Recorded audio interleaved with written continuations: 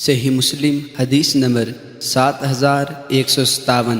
حضرت حذیفہ بن اسید الغفاری رضی اللہ تعالی عنہ فرماتے ہیں، نبی اکرم صلی اللہ علیہ وسلم نے اچانک ہماری طرف جھانکا اور ہم آپس میں گفتگو کر رہے تھے۔ آپ نے فرمایا، تم کس چیز کا ذکر کر رہے ہو؟ صحابہ کرام نے عرض کیا، ہم قیامت کا ذکر کر رہے ہیں۔ آپ نے فرمایا، قیامت اس وقت تک قائم نہیں ہوگی جب تک تم اس سے پہلے 10 نشانیاں نہ دیکھ لو۔